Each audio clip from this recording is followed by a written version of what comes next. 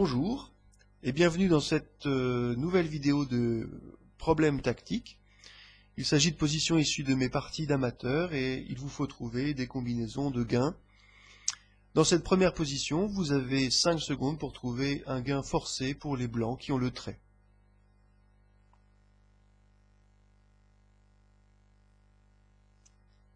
Voilà, en fait ce que vous voyez c'est que la tour en H1 et le roi sont en vis-à-vis, que le fou ici pourrait partir pour que le roi soit en échec à la découverte, mais vous voyez surtout que la dame ici pourrait très vite venir en H7 pour faire échec et mat.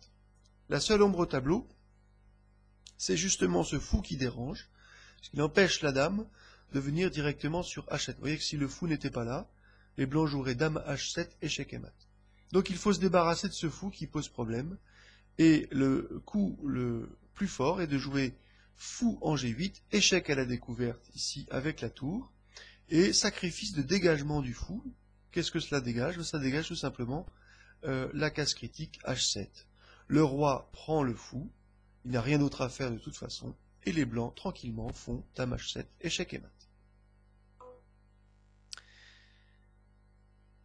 Deuxième position, très simple, vous avez les noirs cette fois-ci, et vous devez trouver un coup gagnant.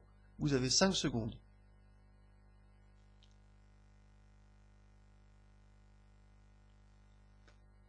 Alors en fait, ce que vous voyez, c'est que le fou pourrait menacer la dame, et que les noirs peuvent donc faire ce qu'on appelle une attaque à la découverte, tout simplement en déplaçant le cavalier.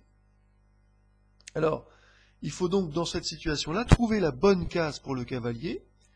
La première tentation serait de prendre en F3, puisque cela ferait échec au roi, et la dame serait attaquée. Malheureusement, les blancs pourraient s'en tirer, après cavalier F3, par dame prend F3, et finalement ce n'a abouti qu'à un échange, et les noirs ont perdu leur avantage. En revanche, il y a une autre case où le cavalier noir peut faire échec au roi, c'est tout simplement en D3, et vous voyez qu'ici, eh bien, il y a à la fois échec au roi, attaque de la dame par le cavalier, mais surtout par le fou. Bien entendu, la réplique logique ici est de débarrasser le cavalier, de prendre le cavalier, mais il reste ensuite l'attaque de la dame, fou prend des grades. C'était très simple, mais il fallait que vous vous échauffiez. Maintenant, une combinaison un tout petit peu plus élaborée, trait au blanc, il faut trouver une combinaison de gains forcés, vous avez 10 secondes.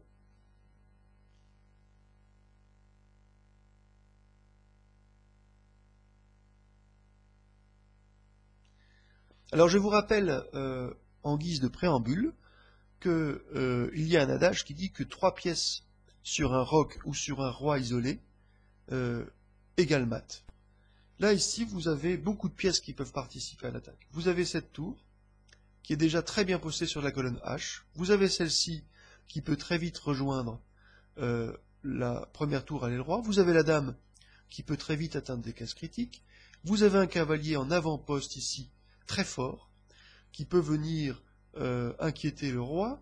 Et vous avez enfin ce pion, qui lui aussi tisse à lui tout seul un réseau de maths, puisqu'il empêche le roi d'atteindre 2 cases critiques de fuite, que sont F7 et H7. Autrement dit, le roi pour l'instant est confiné sur la colonne, enfin sur la 8e rangée, et la seule façon qu'il aurait de quitter cette rangée serait de transiter par la case ici E7, et donc il faut envisager pour les noirs de pouvoir fuir de la 8e rangée en jouant le fou noir. Alors, les blancs ont beaucoup plus de pièces qu'il n'en faut. Dans cette situation-là, il ne faut surtout pas hésiter à sacrifier pour garder une initiative et une attaque forte. Il faut toujours réfléchir de toute façon à des coups forçants et à des échecs dans cette situation-là. Alors, le meilleur coup, c'est tour H8, un magnifique sacrifice d'attraction de la tour. Et le roi, vous voyez qu'il ne peut pas jouer en F7, il ne peut pas jouer en H7, bien sûr, il ne peut pas reculer. Donc, c'est forcé, le roi reprend la tour. Facile à calculer pour l'instant, on a perdu une tour, donc on doit récupérer ses billes. Comment on fait avec les blancs? On continue l'attaque, dame H3, échec. Bon, si c'était pour rejouer une deuxième tour, ça ne servait pas à grand chose, pour l'instant on est d'accord. Donc dame H3, échec, et là, vous voyez tout de suite que si le roi revient en G8, c'est mat en 2 coups, après dame H7, roi F8, et dame H8, échec et mat, grâce à ce merveilleux pion qui contrôle la fuite du roi. Donc après dame H3, le roi ne peut pas se poster en G8, sinon c'est perdu. Les noirs jouent donc fou H4, il n'y a rien d'autre à faire d'autre, c'est la seule alternative. La dame, bien sûr, ne se prive pas de prendre, mais ce que vous voyez maintenant, c'est que les noirs ont dégagé une case de fuite pour le roi noir. Donc après roi H8, la combinaison précédente ne marche plus, puisque le roi pourra aller en F8, puis en E7. C'est la raison pour laquelle, dans cette position-là, les blancs continuent leur combinaison par un magnifique coup qui achève littéralement l'adversaire. Fou prend D7. D'abord, ça continue à garder l'avantage matériel.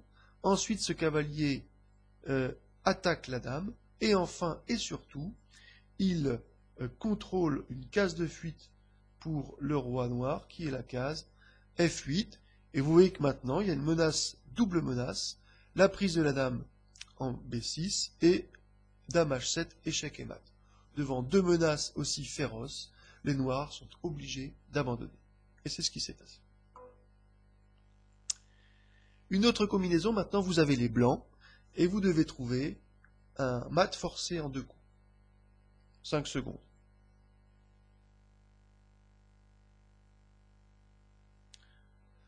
Alors c'est une combinaison classique d'attaque qui a lieu lorsque le roi est coincé sur la case H8, ou A1 ou H1, quand c'est l'autre camp, et quand l'attaquant a réussi à poster un fou qui contrôle la case adjacente et la diagonale. Donc ici la case G8. Donc vous voyez que le roi est coincé sur la case H8, et donc on se dit qu'il suffirait ici que ce pion ait disparu pour que le roi soit échec et mat. Donc toute l'astuce des blancs va être d'ouvrir cette colonne H, et le coup le plus intuitif serait d'abord de jouer dame H5, en se disant au coup d'après, c'est mat. Malheureusement, si on fait ça, les noirs peuvent encore survivre en poussant le pion H, et tout est à refaire. L'attaque, en tout cas, est ralentie, même si, on est bien d'accord, dans cette position, les blancs sont toujours largement en tête. Par contre, il y a une autre façon de faire beaucoup plus radicale, qui est le sacrifice de la tour sur H7. Là, le roi est obligé de prendre, et après, c'est tout simple, dame H5, échec et mat, puisque en H5, une case magique, non seulement la dame attaque le roi sur la colonne H, mais elle prive le roi d'une case de fuite qui serait la case G6. C'est donc échec et mat.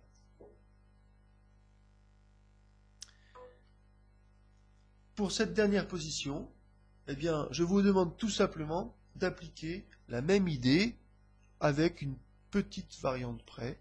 Vous n'avez donc que 5 secondes pour trouver, tellement vous savez que c'est simple.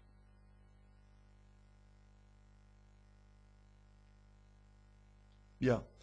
Alors, qu'est-ce qui se passe ici? Il se passe qu'il n'y a pas de fou sur cette diagonale, mais qu'à la place, vous avez une tour ici qui coince le roi toujours sur la case H6.